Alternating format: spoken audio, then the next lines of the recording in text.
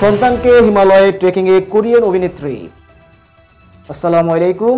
সংবাদের প্রথমে আমন্ত্রণ জানাচ্ছি আমি রফিকুল ইসলাম। শুনছিলেন সংবাদ শিরোনাম, এবার বিস্তারিত।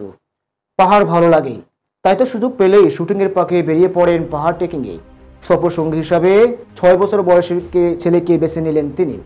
ছেলেকে পিঠে নিয়ে হিমালয়ের মার্দি হিমাল পর্যন্ত ঘুরে এলেন সিলিংইয়ন। 4000 মিটারের উচ্চতার মার্দি হিমালে ভিউ পয়েন্ট পর্যন্ত গিয়েছিলেন এই কোরিয়ান অভিনেত্রী।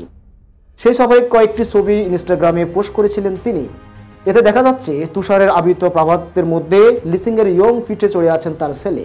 মা ও ছেলের আনন্দগম মুহূর্তগুলোকে অনেকেই প্রশংসা করছেন। কেউ লিখছেন, তুমি মা হিসাবে সেরা। ট্রেকিংয়ের পাকে তোলা আরেকটি ছবিতে দেখা গেছে ছেলেকে নিয়ে আনন্দে মেতেছেন এই অভিনেত্রী। তিনি জানান, বাইরে পরিবেশের সঙ্গে খাপ খাওয়াতে শিখে গেছে তার ছেলে। আবহাওয়া অনুকূল ছিল না জানিয়ে তিনি লিখেছেন, আবহাওয়া ছিল রুক্ষ, শেষ হিমালয় কাটানো পুরো সময় আমি খুবই আনন্দিত ছিলাম।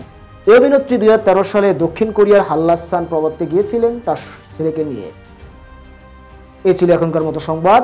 পরবর্তী সংবাদ দেখার আমন্ত্রণ জানিয়ে এখানেই বিদায় নিচ্ছি। আল্লাহ হাফেজ।